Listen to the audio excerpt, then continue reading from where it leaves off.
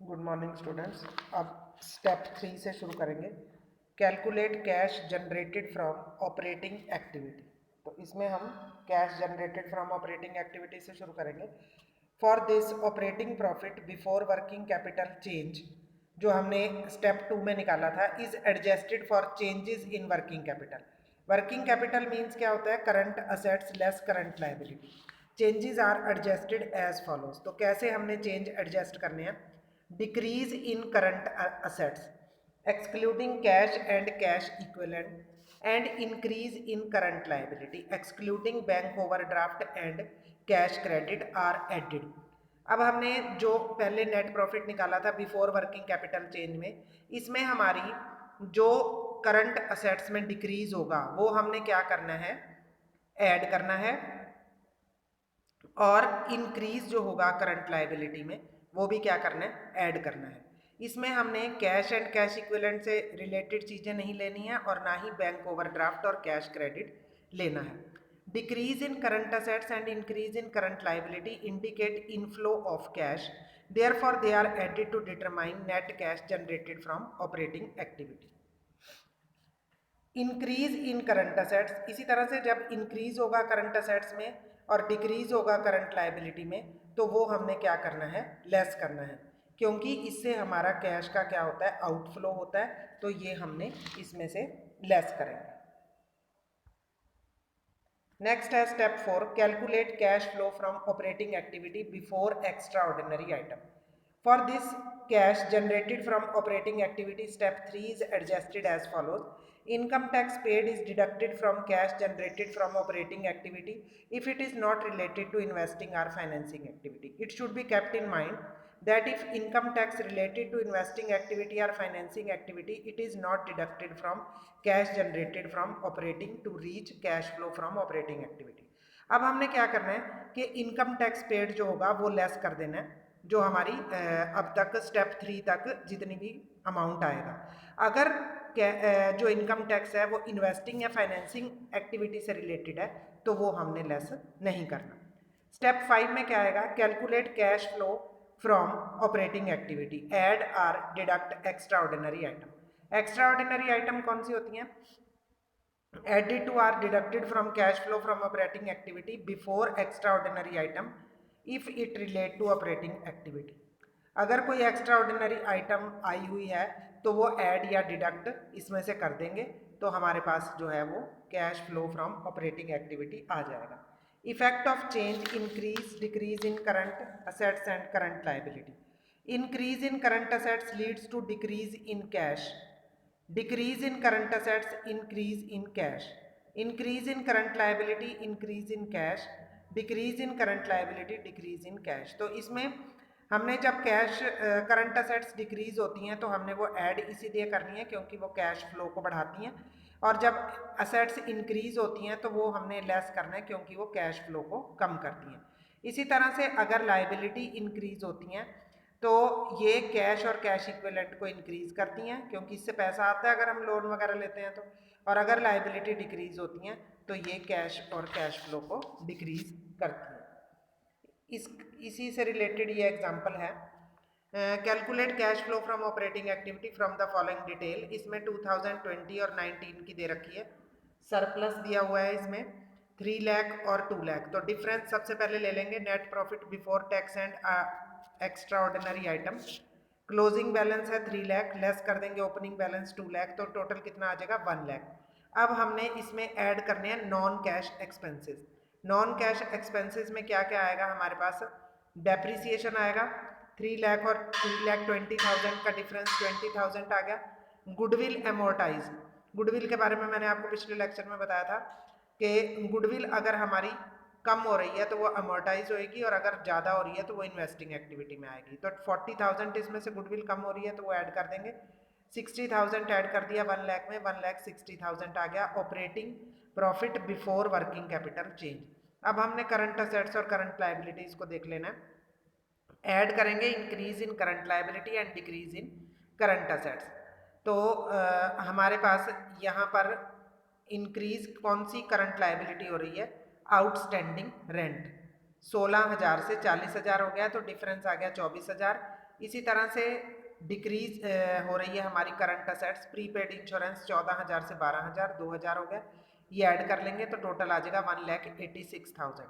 अब लेस करेंगे increase in current assets, B are increase हो रहे हैं 40,000 के, ये लेस हो जाएंगे, और स्टॉक इंक्रीज हो रहा है 40,000 का, ये लेस हो जाएगा, तो टोटल आ जाएगा 1,06,000 cash flow from operating activity.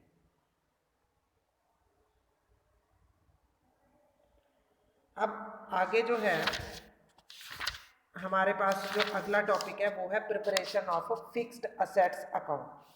Fixed assets account on written down value basis. When the balance sheet does not have an item of provision for depreciation or accumulated depreciation for both the year, it means that the fixed assets are shown in balance sheet at their written down value, cost less depreciation, and hence fixed assets account is prepared to the written down value basis. In this case, the amount of current year depreciation is credited to fixed assets account.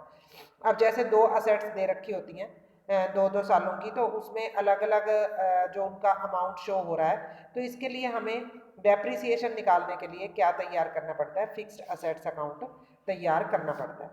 Fixed assets account on original cost basis, दो तरह के account तैयार होंगे, एक written down value basis पर और दूसरा होगा ओरिजिनल कॉस्ट बेसिस पर। If the balance sheet has an item of provision for depreciation और accumulated depreciation, it means that fixed assets are shown in balance sheet at their original cost. In such cases, fixed assets and provision for depreciation account should be prepared.